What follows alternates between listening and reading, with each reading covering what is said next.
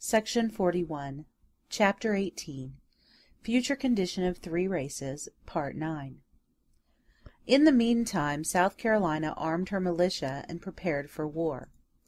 But Congress, which had slighted its suppliant subjects, listened to their complaints as soon as they were found to have taken up arms. A law was passed by which the tariff duties were to be progressively reduced for 10 years, until they were brought so low as to not exceed the amount of supplies necessary to the government.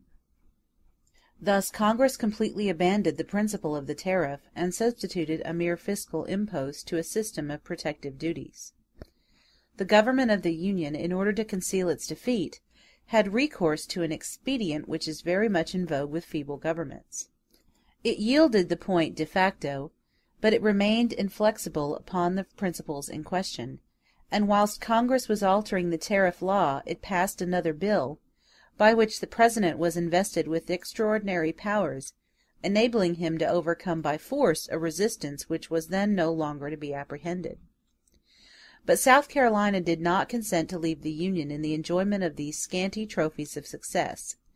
The same National Convention which had annulled the tariff bill met again, and accepted the proffered concession, but at the same time it declared it unabated perseverance in the doctrine of nullification, and to prove what it said, it annulled the law investing the President with extraordinary powers, although it was very certain that the clauses of that law would never be carried into effect.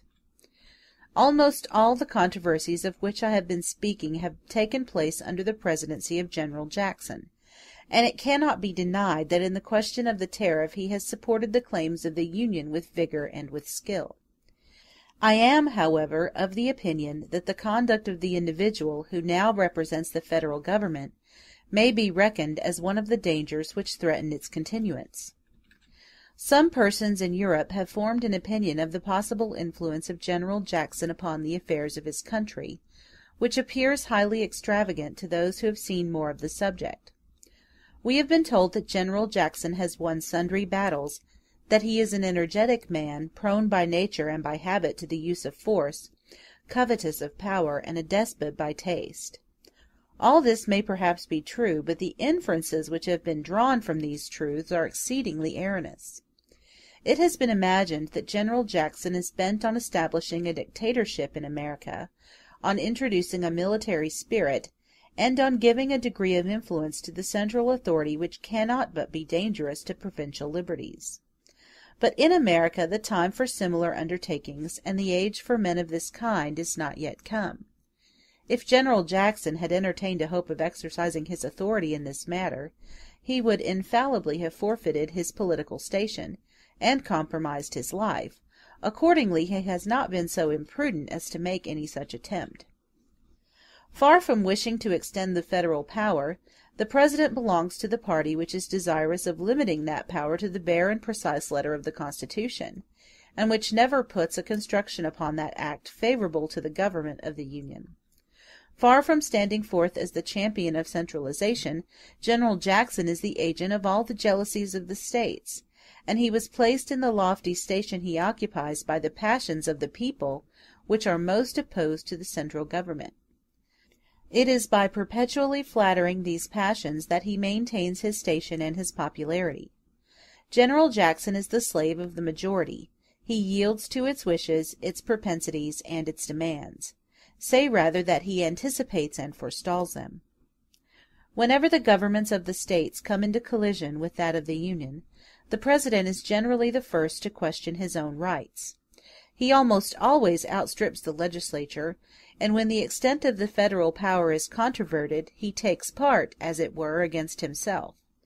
He conceals his official interests, and extinguishes his own natural inclinations. Not indeed that he is naturally weak or hostile to the Union, for when the majority decided against the claims of the partisans of nullification, he put himself at its head, asserted the doctrines which the nation held distinctly and energetically, and was the first to recommend forcible measures.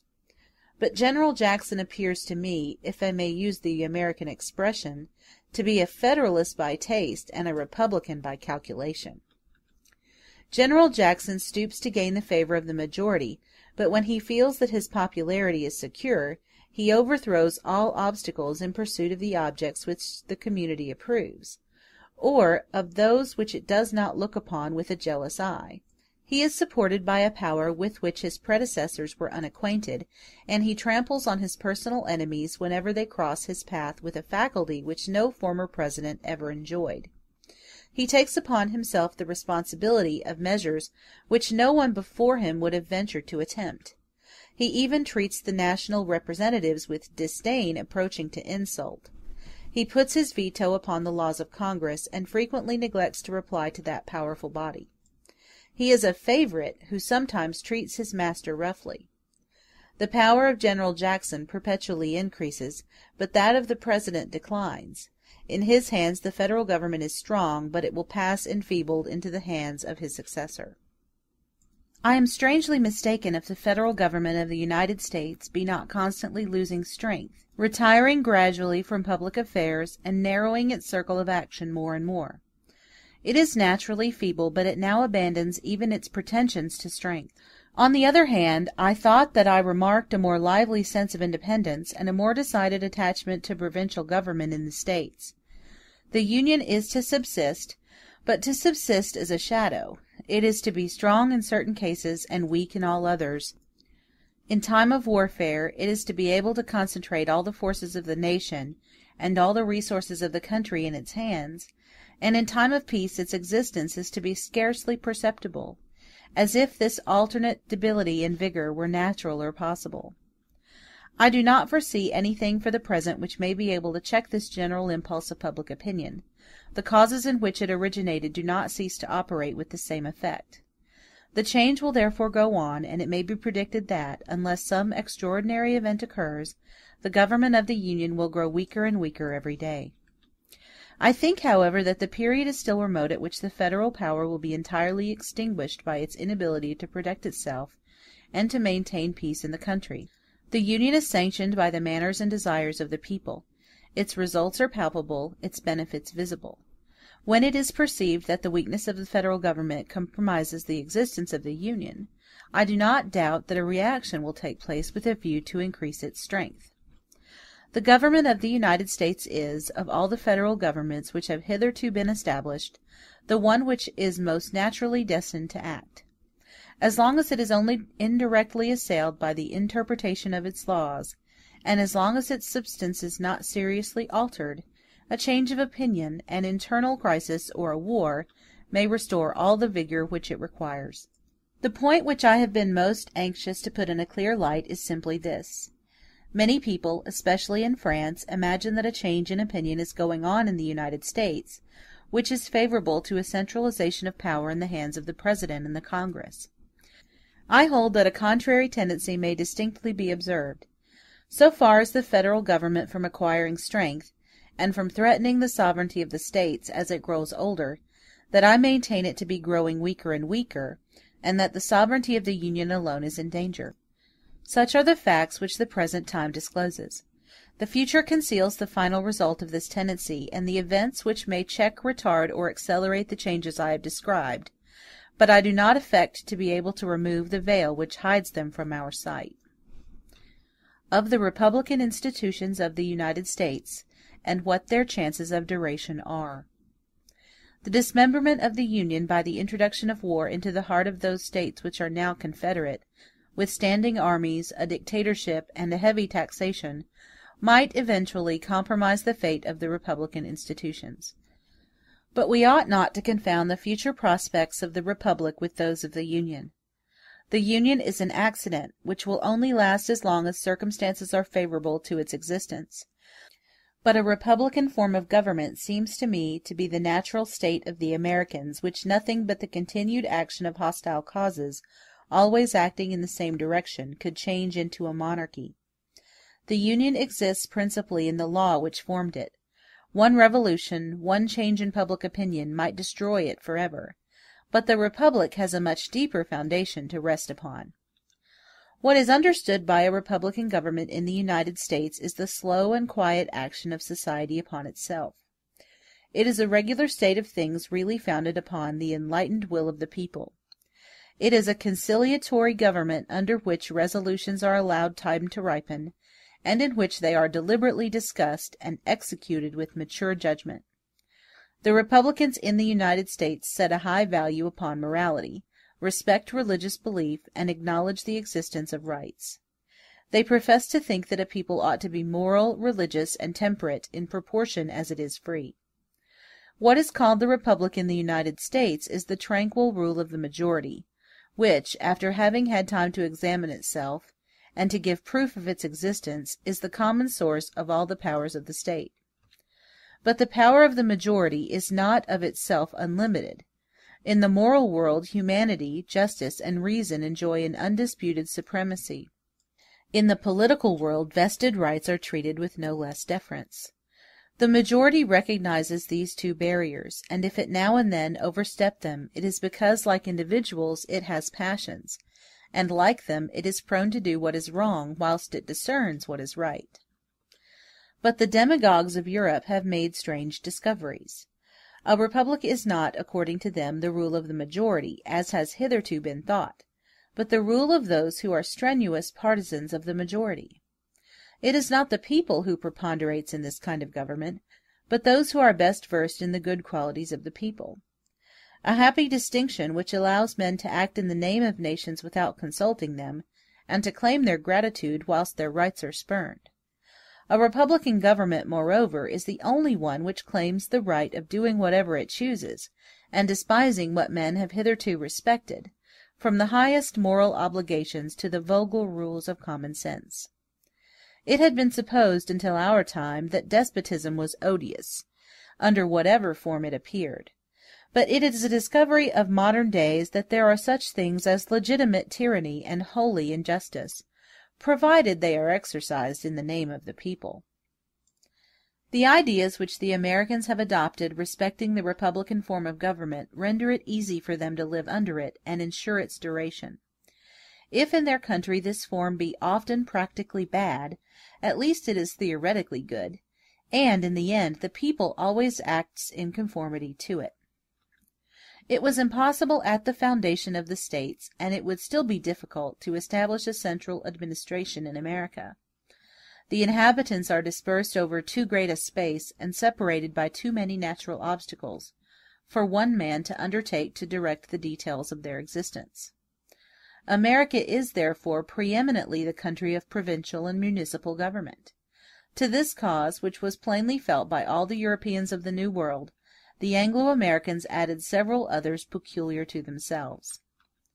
At the time of the settlement of the North American colonies, municipal liberty had already penetrated into the laws as well as the manners of the English, and the emigrants adopted it, not only as a necessary thing, but as a benefit which they knew how to appreciate. We have already seen the manner in which the colonies were founded. Every province, and almost every district, was peopled separately by men who were strangers to each other, or who associated with very different purposes. The English settlers in the United States, therefore, early perceived that they were divided into a great number of small and distinct communities, which belonged to no common center, and that it was needful for each of these little communities to take care of its own affairs, since there did not appear to be any central authority which was naturally bound and easily enabled to provide for them. Thus the nature of the country, the manner in which the British colonies were founded, the habits of the first emigrants, in short everything, united to promote, in an extraordinary degree, municipal and provincial liberties. In the United States, therefore, the mass of the institutions of the country is essentially republican, and in order permanently to destroy the laws which form the basis of the republic, it would be necessary to abolish all the laws at once. At the present day it would be even more difficult for a party to succeed in founding a monarchy in the United States than for a set of men to proclaim that France should henceforward be a republic. Royalty would not find a system of legislation prepared for it beforehand, and a monarchy would then exist, really surrounded by republican institutions. The monarchical principle would likewise have great difficulty in penetrating into the manners of the Americans. In the United States, the sovereignty of the people is not an isolated doctrine bearing no relation to the prevailing manners and ideas of the people. It may, on the contrary, be regarded as the last link of a chain of opinions which binds the whole Anglo-American world. That Providence has given to every human being the degree of reason necessary to direct himself in the affairs which interest him exclusively, such is the grand maxim upon which civil and political society rests in the United States. The father of a family applies it to his children, the master to his servants, the township to its officers, the province to its townships, the state to its provinces, the Union to the States, and when extended to the nation, it becomes the doctrine of the sovereignty of the people. Thus, in the United States, the fundamental principle of the Republic is the same which governs the greater part of human actions. The Republican notions insinuate themselves into all the ideas, opinions, and habits of the Americans, whilst they are formally recognized by the legislation.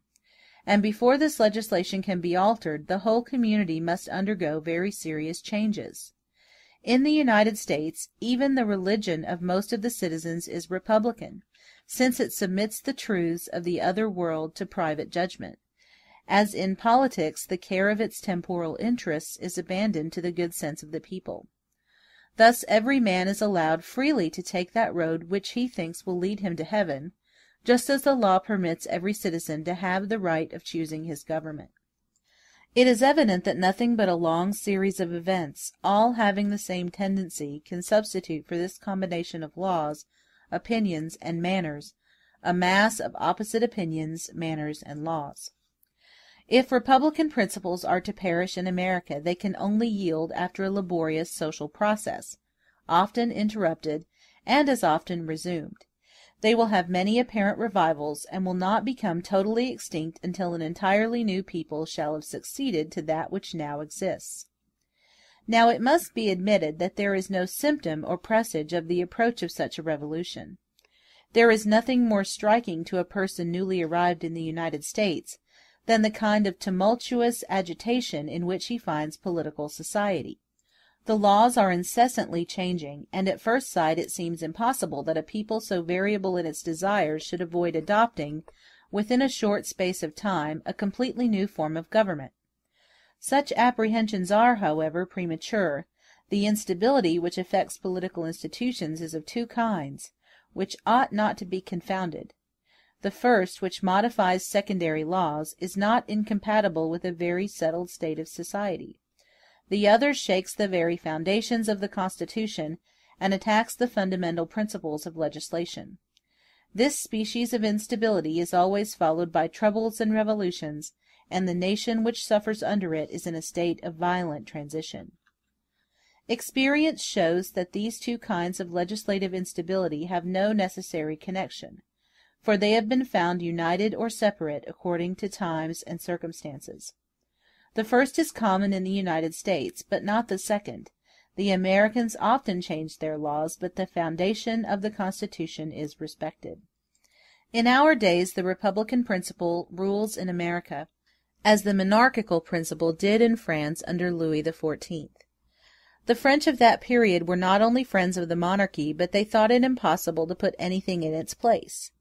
They received it as we receive the rays of the sun and the return of the seasons. Amongst them the royal power had neither advocates nor opponents. In like manner does the republican government exist in America, without contention or opposition, without proofs and arguments, by a tacit agreement, a sort of consensus universalis. It is, however, my opinion that by changing their administrative forms as often as they do, the inhabitants of the United States compromise the future stability of their government.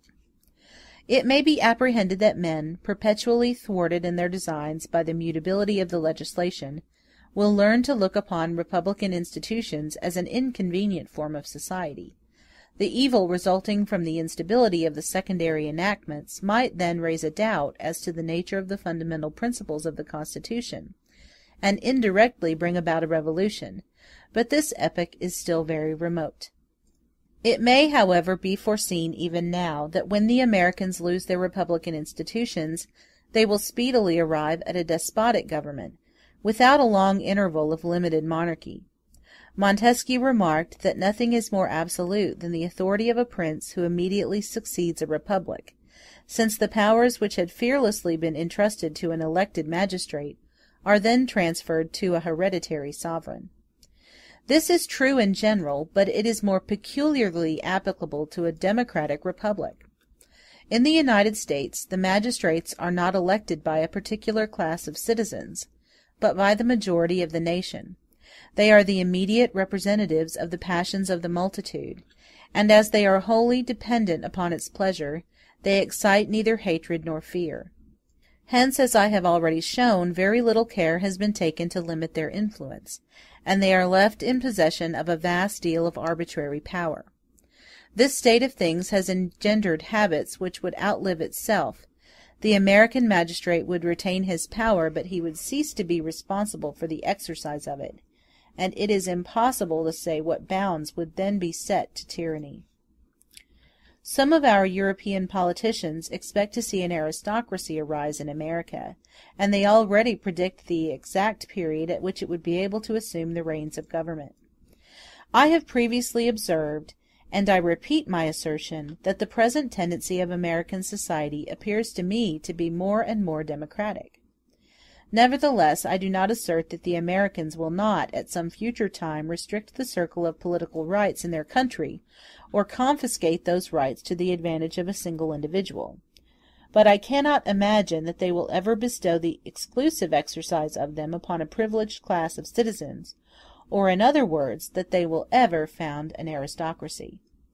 An aristocratic body is composed of a certain number of citizens who, without being very far removed from the mass of the people, are, nevertheless, permanently stationed above it, a body which it is easy to touch and difficult to strike, with which the people are in daily contact, but with which they can never combine.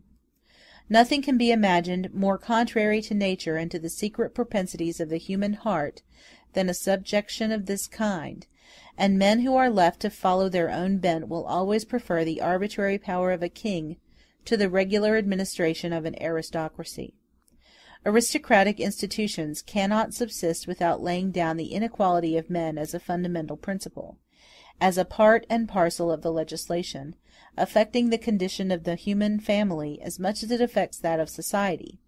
But these are things so repugnant to natural equity that they can only be extorted from men by constraint.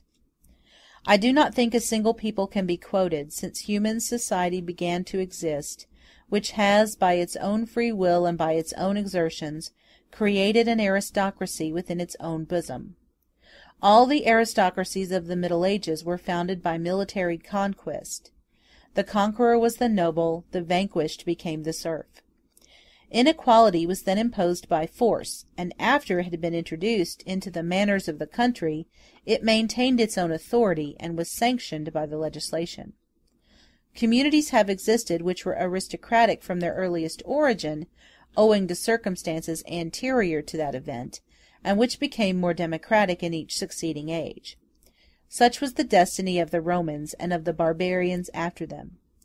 But a people having taken its rise in civilization and democracy, which should gradually establish an inequality of conditions until it arrived at inviolable privileges and exclusive castes, would be a novelty in the world, and nothing intimates that America is likely to furnish so singular an example. Reflection on the causes of the commercial prosperity of the United States. The coast of the United States, from the Bay of Fundy to the Sabine River in the Gulf of Mexico, is more than 2,000 miles in extent. These shores form an unbroken line, and they are all subject to the same government. No nation in the world possesses vaster, deeper, or more secure ports for shipping than the Americas. The inhabitants of the United States constitute a great civilized people, which fortune has placed in the midst of an uncultivated country at a distance of 3,000 miles from the central point of civilization. America consequently stands in daily need of European trade.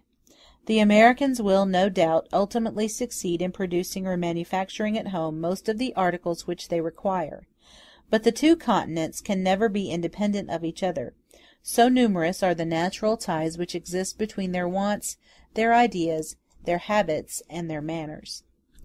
The Union produces peculiar commodities which are now become necessary to us, but which cannot be cultivated, or can only be raised at enormous expense upon the soils of Europe. The Americans only consume a small portion of this produce, and they are willing to sell us the rest. Europe is therefore the market of America, as America is the market of Europe, and maritime commerce is no less necessary to enable the inhabitants of the United States to transport their raw materials to the ports of Europe than it is to enable us to supply them with our manufactured produce. The United States were therefore necessarily reduced to the alternative of increasing the business of other maritime nations to a great extent, if they had themselves declined to enter into commerce, as the Spaniards of Mexico have hitherto done, or in the second place of becoming one of the first trading powers of the globe. The Anglo-Americans have always displayed a very decided taste for the sea. The Declaration of Independence broke the commercial restrictions which united them to England, and gave a fresh and powerful stimulus to their maritime genius. Ever since that time, the shipping of the Union has increased in almost the same rapid proportion as the number of its inhabitants. The Americans themselves now transport to their own shores 9/10 of the European produce which they consume. And they also bring 3/4 of the exports of the New World to the European consumer. The ships of the United States fill the docks of Havre and of Liverpool, whilst the number of English and French vessels which are to be seen at New York is comparatively small. Thus not only does the American merchant face the competition of his own countrymen, but he even supports that of foreign nations in their own ports with success. This is readily explained by the fact that the vessels of the United States can cross the seas at a cheaper rate than any other vessels in the world. As long as the mercantile shipping of the United States preserves this superiority, it will not only retain what it has acquired, but it will constantly increase in prosperity. End of section 41.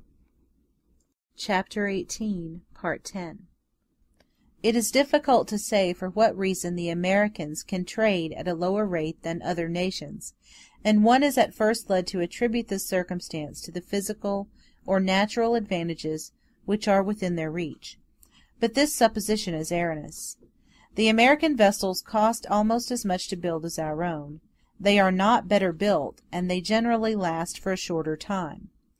The pay of the American sailor is more considerable than the pay on board European ships, which is proved by the great number of Europeans who are to be met with in the merchant vessels of the United States. But I am of opinion that the true cause of their superiority must not be sought for in physical advantages, but that it is wholly attributable to their moral and intellectual qualities. The following comparison will illustrate my meaning. During the campaigns of the Revolution, the French introduced a new system of tactics into the art of war, which perplexed the oldest generals, and very nearly destroyed the most ancient monarchies in Europe. They undertook, what had never before been attempted, to make shift without a number of things which had always been held to be indispensable in warfare. They required novel exertions on the part of their troops which no civilized nations had ever thought of. They achieved great actions in an incredibly short space of time, and they risked human life without hesitation to obtain the object in view. The French had less money and fewer men than their enemies. Their resources were infinitely inferior. Nevertheless, they were constantly victorious, until their adversaries chose to imitate their example. The Americans have introduced a similar system into their commercial speculations, and they do for cheapness what the French did for conquest. The European sailor navigates with prudence. He only sets sail when the weather is favorable. If an unforeseen accident befalls him, he puts into port. At night he furls a portion of his canvas, and when the whitening billows intimate the vicinity of the land, he checks his way, and takes an observation of the sun. But the American neglects these precautions, and braves the dangers. He weighs anchor in the midst of tempestuous gales. By night and by day he spreads his sheets to the wind. He repairs as he goes along such damage as his vessel may have sustained from the storm, and when he at last approaches the term of his voyage, he darts onward to the shore as if he had already descried a port. The Americans are often shipwrecked, but no trader crosses the seas so rapidly, and as they perform the same distance in a shorter time, they can perform it at a cheaper rate. The European touches several times at different ports in the course of a long voyage. He loses a good deal of precious time in making the harbor, or in waiting for a favorable wind to leave it, and he pays daily dues to be allowed to remain there. The American starts from Boston to go to purchase tea in China. He arrives at Canton, stays there a few days, and then returns. In less than 2 years he has sailed as far as the entire circumference of the globe, and he has seen land but once. It is true that during a voyage of 8 or 10 months he has drunk brackish water and lived upon salt meat, that he has been in a continual contest with the sea, with disease, and with a tedious existence, but upon his return he can sell a pound of his tea for half a penny less than the English merchant, and his purpose is accomplished. I cannot better explain my meaning than by saying that the Americans affect a sort of heroism in their manner of trading. But the European merchant will always find it very difficult to imitate his American competitor, who, in adopting the system which I have just described, follows not only a calculation of his gain, but an impulse of his nature. The inhabitants of the United States are subject to all the wants and all the desires which result from an advanced stage of civilization. But as they are not surrounded by a community admirably adapted, like that of Europe, to satisfy their wants, they are often obliged to procure for themselves the various articles which education and habit have rendered necessaries. In America it sometimes happens that the same individual tills his fields, builds his building, contrives his tools, makes his shoes, and weaves the coarse stuff of which his dress is composed. This circumstance is prejudicial to the excellence of the work, but it powerfully contributes to awaken the intelligence of the workman. Nothing tends to materialize man, and to deprive his work of the faintest traces of mind, more than extreme division of labor. In a country like America, where men devoted to special occupations are rare, a long apprenticeship cannot be required from any one who embraces the profession. The Americans, therefore, change their means of gaining a livelihood very readily, and they suit their occupations to the exigencies of the moment, in the manner most profitable to themselves. Men are to be met with who have successfully been barristers, farmers, merchants, ministers of the gospel, and physicians. If the American be less perfect in each craft than the European, at least there is scarcely any trade with which he is utterly unacquainted. His capacity is more general, and the circle of his intelligence is enlarged. The inhabitants of the United States are never fettered by the axioms of their profession. They escape from all the prejudices of their present station. They are not more attached to one line of operation than to another. They are not more prone to employ an old method than a new one. They have no rooted habits, and they easily shake off the influence which the habits of other nations might exercise upon their minds, from a conviction that their country is unlike any other, and that its situation is without a precedent in the world. America is a land of wonders, in which everything is in constant motion, and every movement seems an improvement. The idea of novelty is there indissolubly connected with the idea of amelioration. No natural boundary seems to be set to the efforts of man, and what is not yet done is only what he has not yet attempted to do. This perpetual change which goes on in the United States, these frequent vicissitudes of fortune, accompanied by such unforeseen fluctuations in private and in public wealth, serve to keep the minds of the citizens in a perpetual state of feverish agitation, which admirably invigorates their exertions, and keeps them in a state of excitement above the ordinary level of mankind. The whole life of an American is passed like a game of chance, a revolutionary crisis, or a battle. As the same causes are continually in operation throughout the country, they ultimately impart an irresistible impulse to the national character. The American, taken as a chance specimen of his countrymen, must then be a man of singular warmth in his desires, enterprising, fond of adventure, and above all of innovation. The same bent is manifest in all that he does. He introduces it into his political laws, his religious doctrines, his theories of social economy, and his domestic occupations. He bears it with him in the depths of the backwoods as well as in the business of the city. It is this same passion applied to maritime commerce which makes him the cheapest and the quickest trader in the world. As long as the sailors of the United States retain these inspiring advantages, the practical superiority which they derive from them, they will not only continue to supply the wants of the producers and consumers of their own country, but they will tend more and more to become, like the English, the factors of all other peoples. This prediction has already begun to be realized. We perceive that the American traders are introducing themselves as intermediate agents in the commerce of several European nations, and America will offer a still wider field to their enterprise. The great colonies which were founded in South America by the Spaniards and the Portuguese have since become empires. Civil war and oppression now lay waste those extensive regions. Population does not increase, and the thinly scattered inhabitants are too much absorbed in the cares of self-defense to even attempt any amelioration of their condition. Such, however, will not always be the case. Europe has succeeded by her own efforts in piercing the gloom of the Middle Ages. South America has the same Christian laws and Christian manners as we have. She contains all the germs of civilization which have grown amidst the nations of Europe or their offsets, added to the advantages to be derived from our own example. Why then should she always remain uncivilized?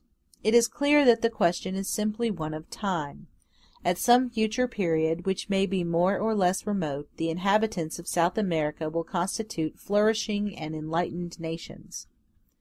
But when the Spaniards and Portuguese of South America begin to feel the wants common to all civilized nations, they will still be unable to satisfy those wants for themselves.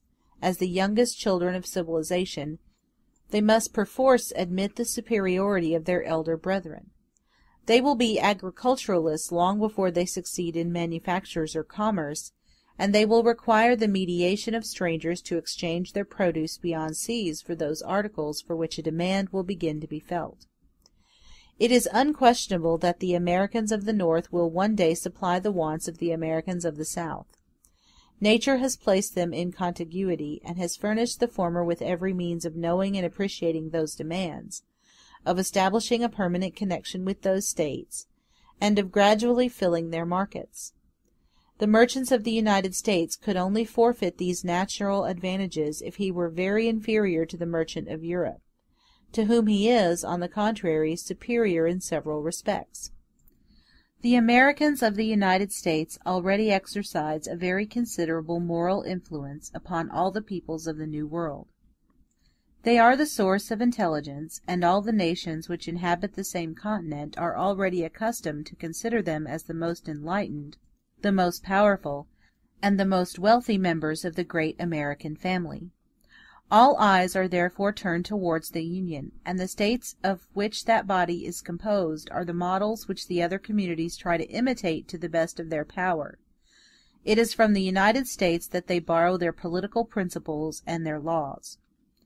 The Americans of the United States stand in precisely the same position with regard to the peoples of South America as their fathers, the English, occupy with regard to the Italians, the Spaniards, the Portuguese, and all those nations of Europe which receive their articles of daily consumption from England, because they are less advanced in civilization and in trade. England is at this time the natural emporium of almost all the nations which are within its reach. The American Union will perform the same part in the other hemisphere, and every community which is founded, or which prospers in the New World, is founded and prospers to the advantage of the Anglo-Americans. If the Union were to be dissolved, the commerce of the states which now compose it would undoubtedly be checked for a time. But this consequence would be less perceptible than is generally supposed. It is evident that, whatever may happen, the commercial states will remain united. They are all contiguous to each other, they have identically the same opinions, interests, and manners, and they are alone competent to form a very great maritime power. Even if the South of the Union were to become independent of the North, it would still require the services of those states. I have already observed that the South is not a commercial country, and nothing intimates that it is likely to become so. The Americans of the South of the United States will therefore be obliged for a long time to come to have recourse to strangers to export their produce, and to supply them with the commodities which are requisite to satisfy their wants. But the Northern States are undoubtedly able to act as their intermediate agents cheaper than any other merchants. They will therefore retain that employment, for cheapness is the sovereign law of commerce. National claims and national prejudices cannot resist the influence of cheapness. Nothing can be more virulent than the hatred which exists between the Americans of the United States and the English. But notwithstanding these inimical feelings, the Americans derive the greater part of their manufactured commodities from England, because England supplies them at a cheaper rate than any other nation. Thus the increasing prosperity of America turns, notwithstanding the grudges of the Americans, to the advantage of British manufacturers. Reason shows and experience proves that no commercial prosperity can be durable if it cannot be united, in case of need, to naval force. This truth is as well understood in the United States as it can be anywhere else. The Americans are already able to make their flag respected. In a few years they will be able to make it feared. I am convinced that the dismemberment of the Union would not have the effect of diminishing the naval power of the Americans, but that it would powerfully contribute to increase it. At the present time the commercial states are connected with others which have not the same interests, and which frequently yield an unwilling consent to the increase of a maritime power by which they are only indirectly benefited. If, on the contrary, the commercial states of the Union formed one independent nation, commerce would become the foremost of their national interests. They would consequently be willing to make very great sacrifices to protect their shipping, and nothing would prevent them from pursuing their designs upon this point. Nations, as well as men, almost always betray the most prominent features of their future destiny in their earliest years. When I contemplate the ardor with which the Anglo-Americans prosecute commercial enterprises, the advantages which befriend them, and the success of their undertakings, I cannot refrain from believing that they will one day become the first maritime power of the globe. They are born to rule the seas, as the Romans were to conquer the world. End of section 42. Conclusion. I have now nearly reached the close of my inquiry, hitherto in speaking of the future destiny of the United States. I have endeavored to divide my subject into distinct portions, in order to study each of them with more attention. My present object is to embrace the whole from one single point. The remarks I shall make will be less detailed, but they will be more sure. I shall perceive each object less distinctly, but I shall descry the principal facts with more certainty. A traveler who has just left the walls of an immense city climbs the neighboring hills. As he goes farther off, he loses sight of the men whom he has so recently quitted. Their dwellings are confused in a dense mass. He can no longer distinguish the public squares, and he can scarcely trace out the great thoroughfares. But his eye has less difficulty in following the boundaries of the city, and for the first time he sees the shape of the vast whole. Such is the future destiny of the British race in North America, to my eye. The details of the stupendous picture are overhung with shade, but I conceive a clear idea of the entire subject. The territory now occupied or possessed by the United States of America forms about 1/20th part of the habitable earth. But extensive as these confines are, it must not be supposed that the Anglo-American race will always remain within them. Indeed, it has already far overstepped them. There was once a time at which we also might have created a great French nation in the American wilds, to counterbalance the influence of the English upon the destinies of the New World. France formerly possessed a territory in North America, scarcely less extensive than the whole of Europe. The three greatest rivers of that continent then flowed within their dominions. The Indian tribes which dwelt between the mouth of the St. Lawrence and the delta of the Mississippi were unaccustomed to any other tongue but ours, and all the European settlements scattered over the immense region recalled the traditions of our country. Louisbourg, Montmorency, Duquesne, St. Louis, Vincennes, New Orleans, for such were the names they bore, or words dear to France and familiar to our ears. But a concourse of circumstances, which it would be tedious to enumerate, have deprived us of this magnificent inheritance. Wherever the French settlers were numerically weak and partially established, they have disappeared. Those who remain are collected on a small extent of country, and are now subject to other laws. The 400,000 French inhabitants of Lower Canada constitute at the present time the remnant of an old nation lost in the midst of a new people. A foreign population is increasing around them unceasingly and on all sides, which already penetrates among the ancient masters of the country, predominates in their cities, and corrupts their language. This population is identical with that of the United States.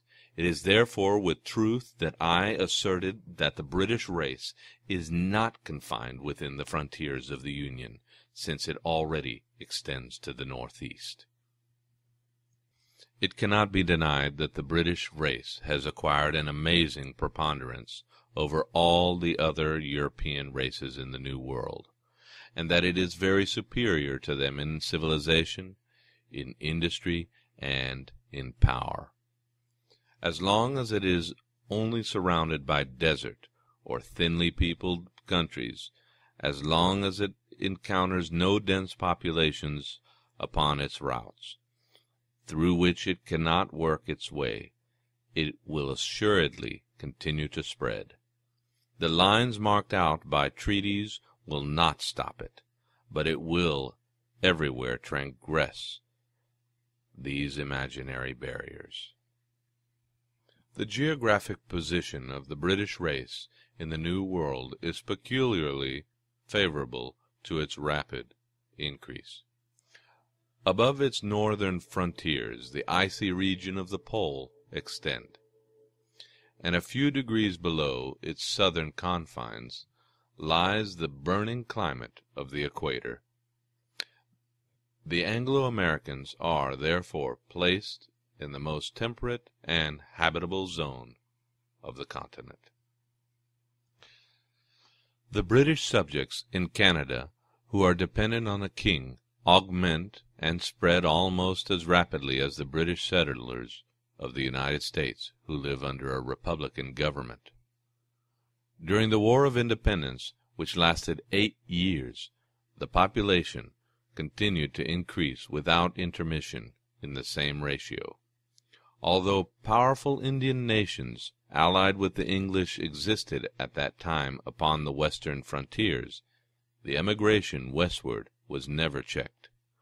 Whilst the enemy laid waste the shores of the Atlantic, Kentucky, the western parts of Pennsylvania, and the states of Vermont and of Maine were filling with inhabitants. Nor did the unsettled state of the Constitution which succeeded the war prevent the increase of the population, or stop its progress across the wilds.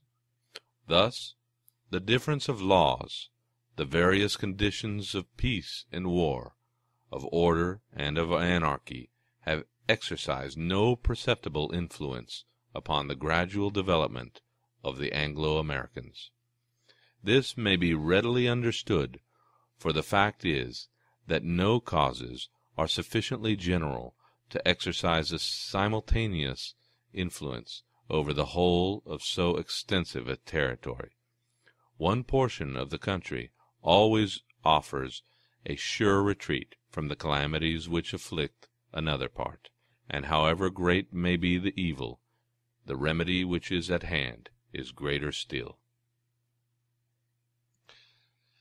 The British subjects in Canada who are dependent on a king augment and spread almost as rapidly as the British settlers of the United States who live under a republican government.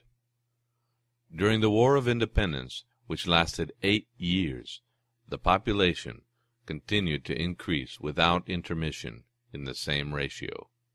Although powerful Indian nations allied with the English existed at that time upon the western frontiers, the emigration westward was never checked. Whilst the enemy laid waste the shores of the Atlantic, Kentucky, the western parts of Pennsylvania, and the states of Vermont and of Maine were filling with inhabitants.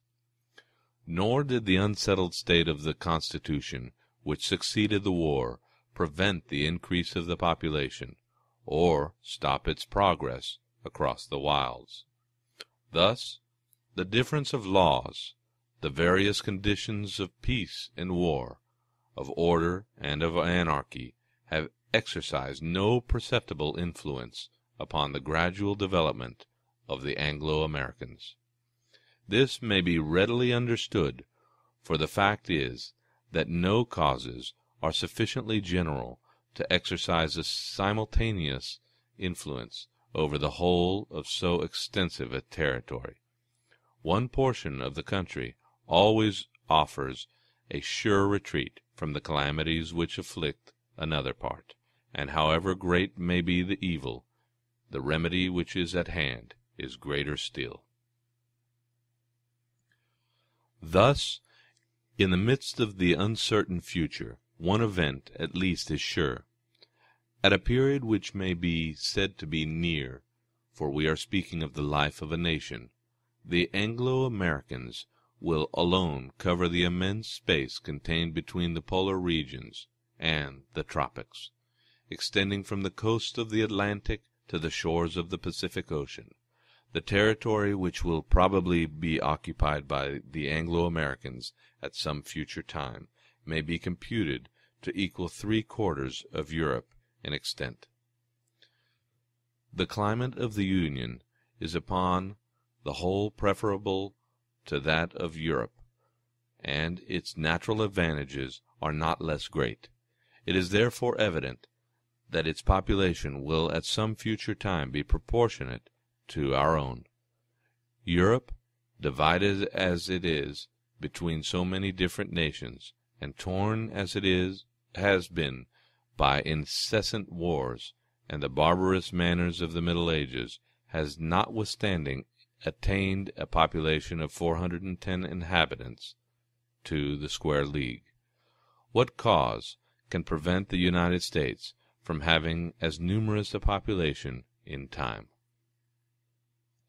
Many ages must elapse before the diverse offsets of the British race in America cease to present the same homogeneous characteristics, and the time cannot be foreseen at which a permanent inequality of conditions will be established in the New World. Whatever differences may arise, from peace or from war, from freedom or oppression, from prosperity or want, between the destinies of the different descendants of the great Anglo-American family, they will at least preserve an analogous social condition, and they will hold in common the customs and the opinions to which that social condition has given birth. In the Middle Ages, the tie of religion was sufficiently powerful to imbue all the different populations of Europe with the same civilization. The British of the New World have 1,000 other reciprocal ties, and they live at a time when the tendency to equality is general amongst mankind. The Middle Ages were a period when everything was broken up, when each people, each province, each city, and each family had a strong tendency to maintain its distinct individuality. At the present time, an opposite tendency seems to prevail, and the nation seems to be advancing to unity.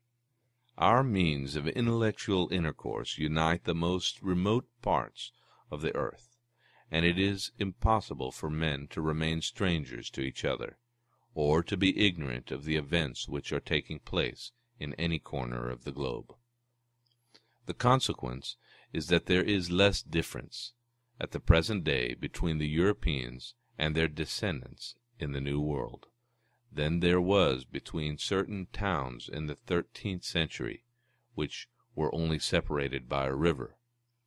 If this tendency to assimilation brings foreign nations closer to each other, it must a fortiori prevent the descendants of the same people from becoming aliens to each other.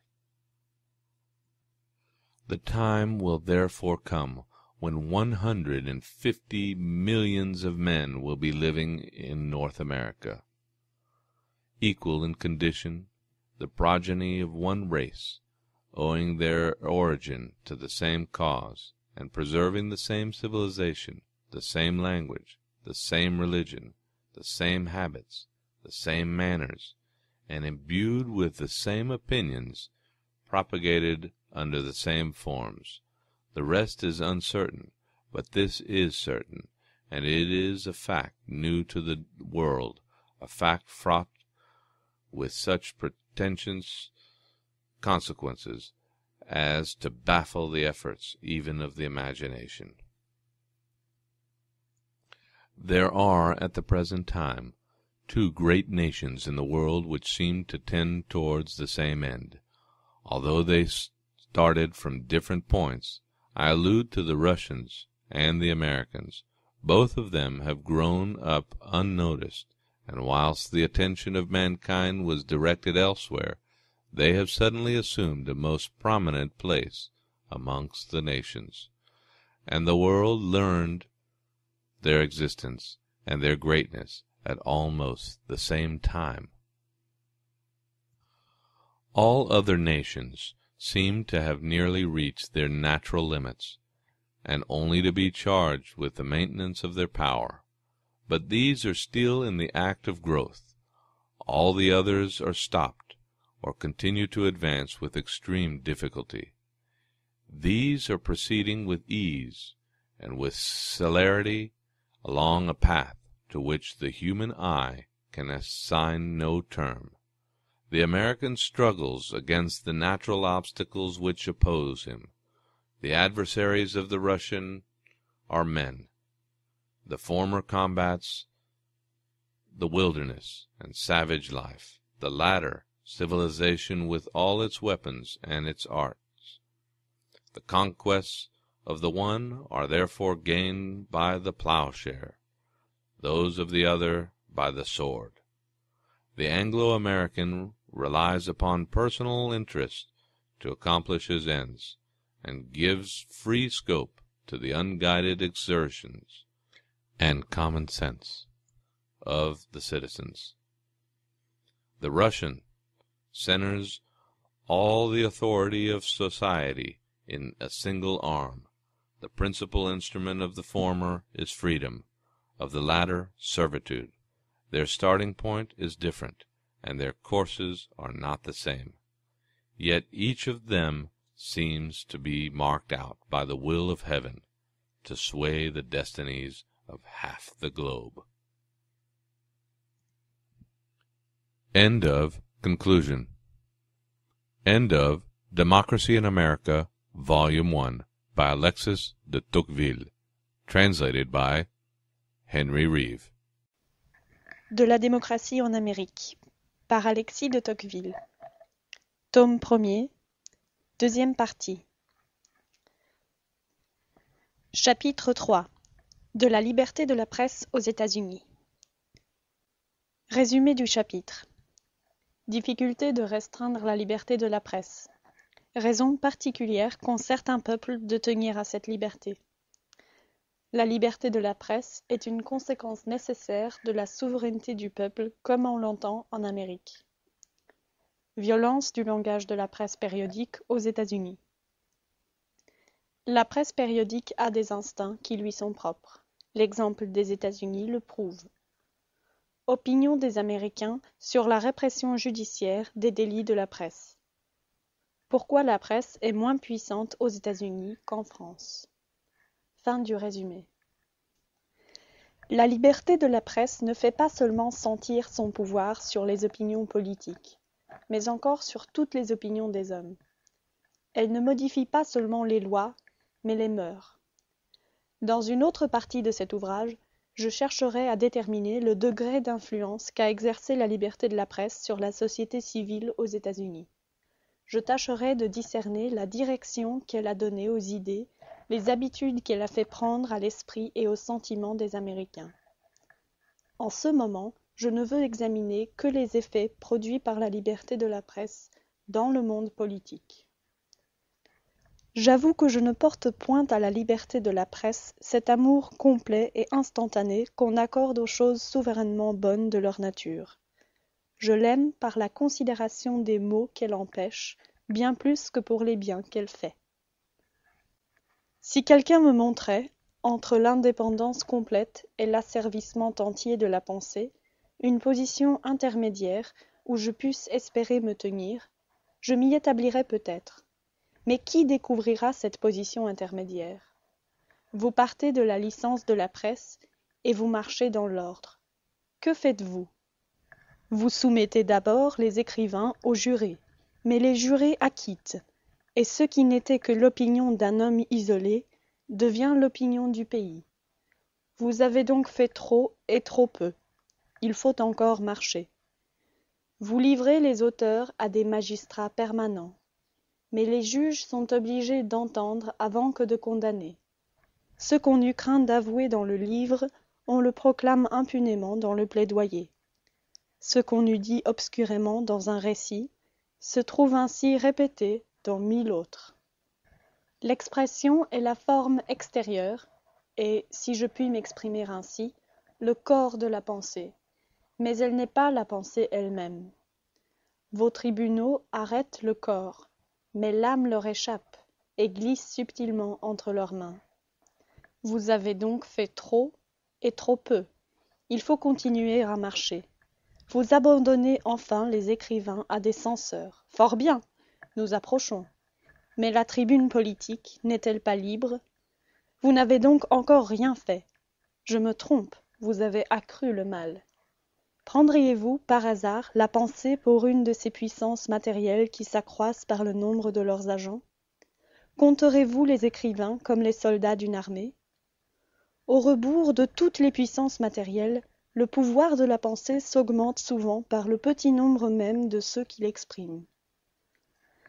La parole d'un homme puissant, qui pénètre seul au milieu des passions d'une assemblée muette, a plus de pouvoir que les cris confus de 1000 orateurs, et pour peu qu'on puisse parler librement dans un seul lieu public, c'est comme si on parlait publiquement dans chaque village. Il vous faut donc détruire la liberté de parler, comme celle d'écrire. Cette fois, vous voici dans le port, chacun se tait. Mais où êtes-vous arrivé?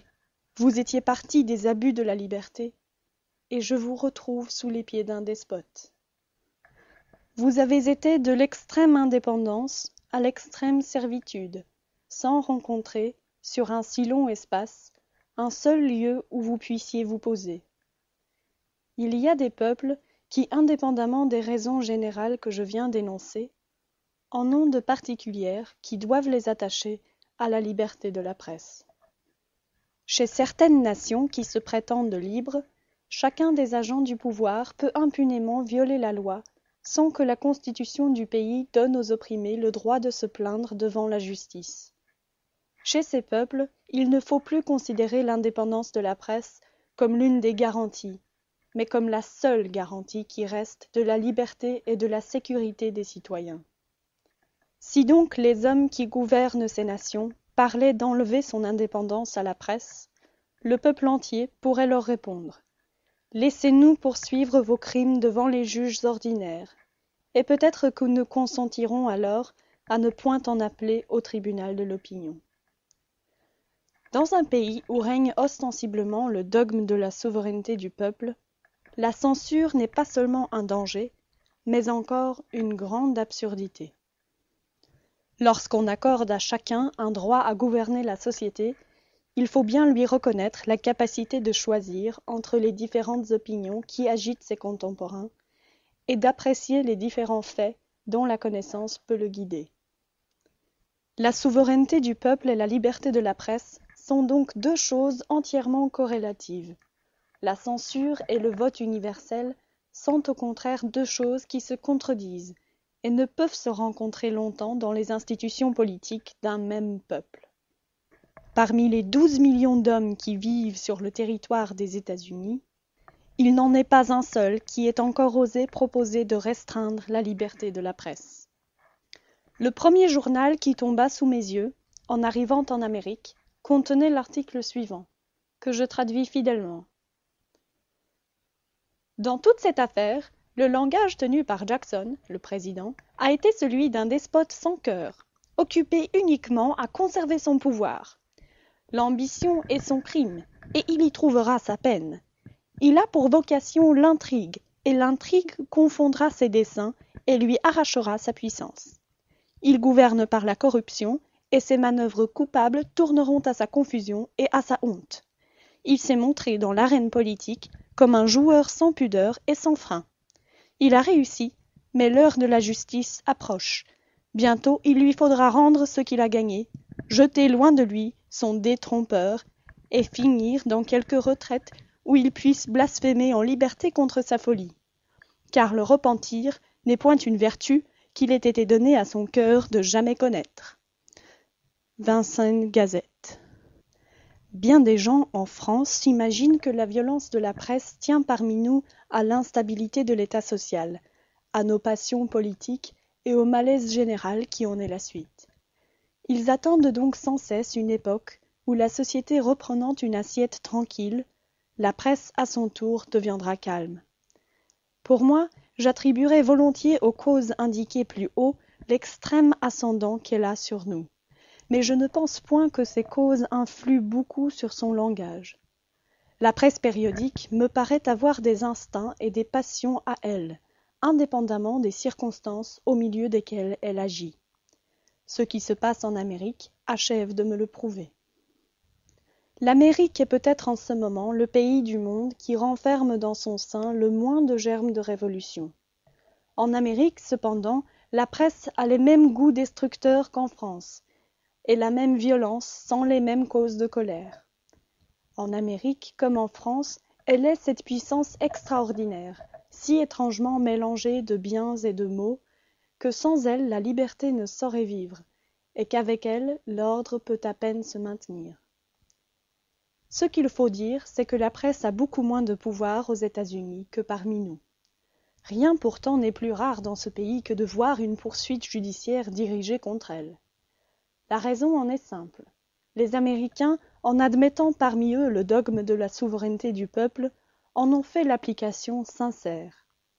Ils n'ont point eu l'idée de fonder, avec des éléments qui changent tous les jours, des constitutions dont la durée fut éternelle. Attaquer les lois existantes n'est donc pas criminel, pourvu qu'on ne veuille point s'y soustraire par la violence. Ils croient d'ailleurs que les tribunaux sont impuissants pour modérer la presse, et que la souplesse des langages humains, échappant sans cesse à l'analyse judiciaire, les délits de cette nature se dérobent en quelque sorte devant la main qui s'étend pour les saisir. Ils pensent qu'afin de pouvoir agir efficacement sur la presse, il faudrait trouver un tribunal qui, non seulement fût dévoué à l'ordre existant, mais encore pût se placer au-dessus de l'opinion publique qui s'agite autour de lui. Un tribunal qui jugeât sans admettre la publicité, prononça sans motiver ses arrêts, et punit l'intention plus encore que les paroles. Quiconque aurait le pouvoir de créer et de maintenir un semblable tribunal perdrait son temps à poursuivre la liberté de la presse, car alors il serait maître absolu de la société elle-même, et pourrait se débarrasser des écrivains en même temps que de leurs écrits. En matière de presse, il n'y a donc réellement pas de milieu entre la servitude et la licence. Pour recueillir les biens inestimables qu'assure la liberté de la presse, il faut savoir se soumettre aux maux inévitables qu'elle fait naître. Vouloir obtenir les uns, en échappant aux autres, c'est se livrer à l'une de ces illusions dont se bercent d'ordinaire les nations malades, alors que, fatiguées de lutte et épuisées d'efforts, elles cherchent les moyens de faire coexister à la fois, sur le même sol, des opinions ennemies et des principes contraires. Le peu de puissance des journaux en Amérique tient à plusieurs causes, dont voici les principales. La liberté d'écrire, comme toutes les autres, est d'autant plus redoutable qu'elle est plus nouvelle. Un peuple qui n'a jamais entendu traiter devant lui les affaires de l'État croit le premier tribun qui se présente. Parmi les Anglo-Américains, cette liberté est aussi ancienne que la fondation des colonies. La presse d'ailleurs, qui sait si bien enflammer les passions humaines, ne peut cependant les créer à elle toute seule. Or, en Amérique, la vie politique est active, variée, agitée même, mais elle est rarement troublée par des passions profondes. Il est rare que celle-ci se soulève quand les intérêts matériels ne sont pas compromis. Et aux États-Unis, ces intérêts prospèrent. Pour juger de la différence qui existe sur ce point entre les Anglo-Américains et nous, je n'ai qu'à jeter les yeux sur les journaux des deux peuples. En France, les annonces commerciales ne tiennent qu'un espace fort restreint. Les nouvelles mêmes sont peu nombreuses. La partie vitale d'un journal, c'est celle où se trouvent les discussions politiques. En Amérique, les 3/4 de l'immense journal qui est placé sous vos yeux sont remplis par des annonces. Le reste est occupé le plus souvent par des nouvelles politiques ou de simples anecdotes. De loin en loin seulement, on aperçoit dans un coin ignoré l'une de ces discussions brûlantes qui sont parmi nous la pâture journalière des lecteurs. Toute puissance augmente l'action de ses forces à mesure qu'elle en centralise la direction. C'est là une loi générale de la nature que l'examen démontre à l'observateur, et qu'un instinct plus sûr encore a toujours fait connaître au moindre despote. En France, la presse réunit deux espèces de centralisation distinctes. Presque tout son pouvoir est concentré dans un même lieu, et pour ainsi dire dans les mêmes mains, car ses organes sont en très petit nombre. Ainsi constitué au milieu d'une nation sceptique, le pouvoir de la presse doit être presque sans bornes. C'est un ennemi avec qui un gouvernement peut faire des trêves plus ou moins longues, mais en face duquel il lui est difficile de vivre longtemps. Ni l'une ni l'autre des deux espèces de centralisation dont je viens de parler n'existe en Amérique. Les États-Unis n'ont point de capitale. Les lumières, comme la puissance, sont disséminées dans toutes les parties de cette vaste contrée. Les rayons de l'intelligence humaine, au lieu de partir d'un centre commun, s'y croisent donc en tous sens. Les Américains n'ont placé nulle part la direction générale de la pensée, non plus que celle des affaires. Ceci tient à des circonstances locales qui ne dépendent point des hommes, mais voici qui vient des lois. Aux États-Unis, il n'y a pas de patente pour les imprimeurs, de timbre, ni d'enregistrement pour les journaux. Enfin, la règle des cautionnements est inconnue. Il résulte de là que la création d'un journal est une entreprise simple et facile. Peu d'abonnés suffisent pour que le journaliste puisse couvrir ses frais. Aussi, le nombre des écrits périodiques ou semi-périodiques aux États-Unis dépasse-t-il toute croyance. Les Américains les plus éclairés attribuent à cette incroyable dissémination des forces de la presse son peu de puissance.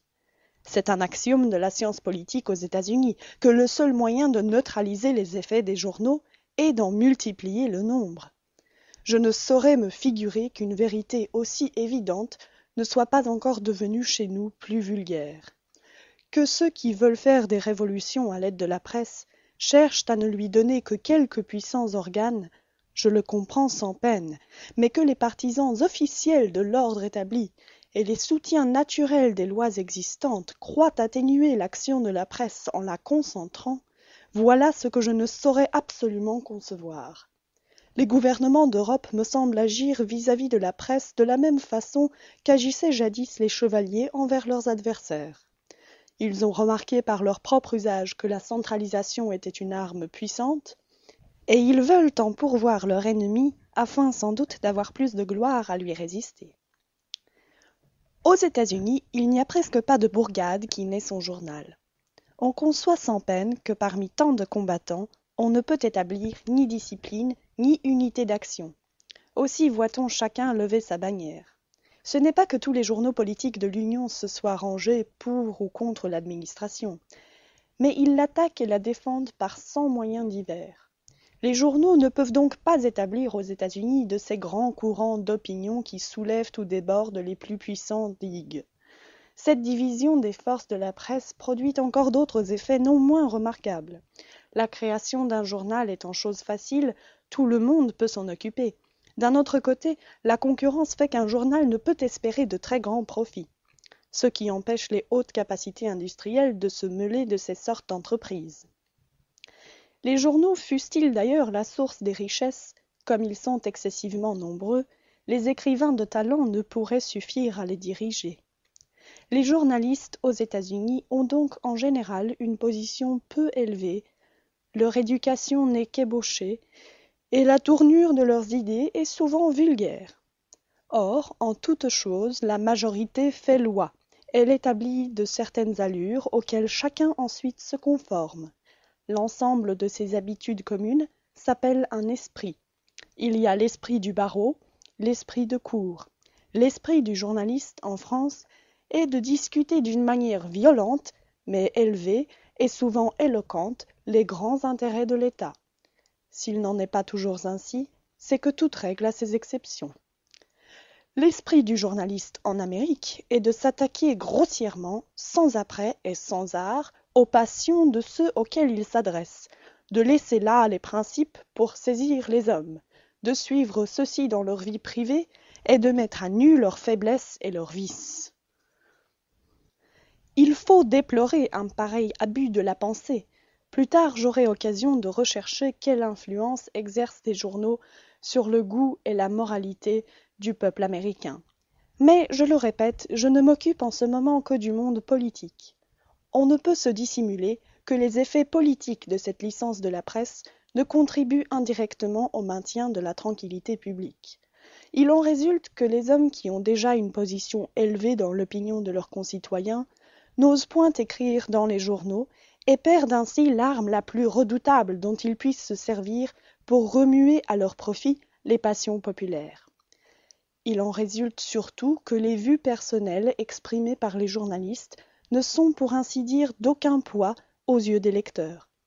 Ce qu'ils cherchent dans un journal, c'est la connaissance des faits. Ce n'est qu'en altérant ou en dénaturant ces faits que le journaliste peut acquérir à son opinion quelque influence.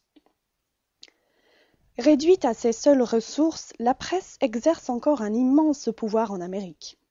Elle fait circuler la vie politique dans toutes les portions de ce vaste territoire. C'est elle dont l'œil toujours ouvert met sans cesse à nu les secrets ressorts de la politique, et force les hommes publics à venir tour à tour comparaître devant le tribunal de l'opinion.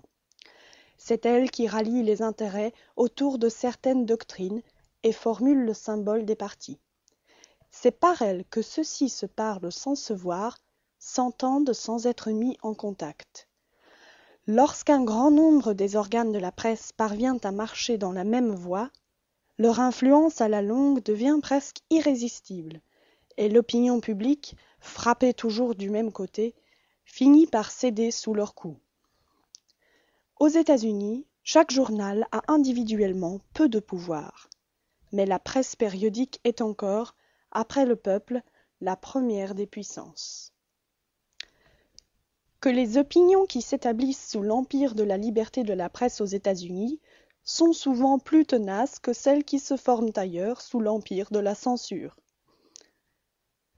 Aux États-Unis, la démocratie amène sans cesse des hommes nouveaux à la direction des affaires. Le gouvernement met donc peu de suite et d'ordre dans ses mesures. Mais les principes généraux du gouvernement y sont plus stables que dans beaucoup d'autres pays, et les opinions principales qui règlent la société s'y montrent plus durables. Quand une idée a pris possession de l'esprit du peuple américain, qu'elle soit juste ou déraisonnable, rien n'est plus difficile que de l'en extirper.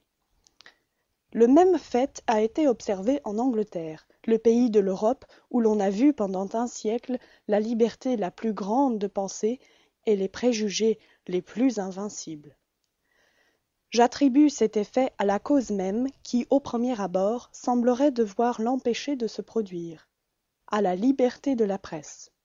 Les peuples chez lesquels existe cette liberté s'attachent à leurs opinions par orgueil autant que par conviction. Ils les aiment parce qu'elles leur semblent justes, et aussi parce qu'elles sont de leur choix. Et ils y tiennent, non seulement comme à une chose vraie, mais encore comme à une chose qui leur est propre. Il y a plusieurs autres raisons encore. Un grand homme a dit que l'ignorance était aux deux bouts de la science. Peut-être eût-il plus vrai de dire que les convictions profondes ne se trouvent qu'aux deux bouts, et qu'au milieu est le doute. On peut considérer en effet l'intelligence humaine dans trois états distincts et souvent successifs. L'homme croit fermement parce qu'il adopte sans approfondir. Il doute quand les objections se présentent. Souvent, il parvient à résoudre tous ses doutes, et alors il recommence à croire. Cette fois, il ne saisit plus la vérité au hasard et dans les ténèbres, mais il la voit face à face et marche directement à sa lumière. Lorsque la liberté de la presse trouve les hommes dans le premier état, elle leur laisse pendant longtemps encore cette habitude de croire fermement sans réfléchir. Seulement, elle change chaque jour l'objet de leur croyance irréfléchie. Sur tout l'horizon intellectuel, l'esprit de l'homme continue donc à ne voir qu'un point à la fois. Mais ce point varie sans cesse. C'est le temps des révolutions subites. Malheur aux générations qui, les premières, admettent tout à coup la liberté de la presse. Bientôt cependant, le cercle des idées nouvelles est à peu près parcouru. L'expérience arrive, et l'homme se plonge dans un doute et dans une méfiance universelle. On peut compter que la majorité des hommes s'arrêtera toujours dans l'un de ces deux états.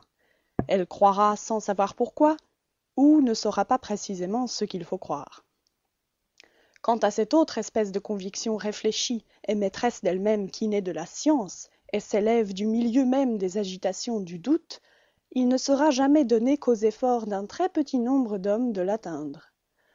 Or, on a remarqué que dans les siècles de ferveur religieuse, les hommes changeaient quelquefois de croyance, tandis que dans les siècles de doute, chacun gardait obstinément la sienne.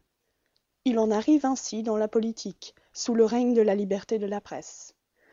Toutes les théories sociales ayant été contestées et combattues tour à tour, ceux qui se sont fixés à l'une d'elles la gardent, non pas tant parce qu'ils sont sûrs qu'elle est bonne, que parce qu'ils ne sont pas sûrs qu'il y en ait une meilleure. Dans ces siècles, on ne se fait pas tuer si aisément pour ses opinions. Mais on ne les change point, et il s'y rencontre tout à la fois moins de martyrs et d'apostats. Ajoutez à cette raison cette autre, plus puissante encore. Dans le doute des opinions, les hommes finissent par s'attacher uniquement aux instincts et aux intérêts matériels, qui sont bien plus visibles, plus saisissables et plus permanents de leur nature que les opinions. C'est une question très difficile à décider que celle de savoir qui gouverne le mieux, de la démocratie ou de l'aristocratie. Mais il est clair que la démocratie gêne l'un et que l'aristocratie opprime l'autre. C'est là une vérité qui s'établit d'elle-même et qu'on n'a pas besoin de discuter. Vous êtes riche et je suis pauvre. Fin du chapitre 3.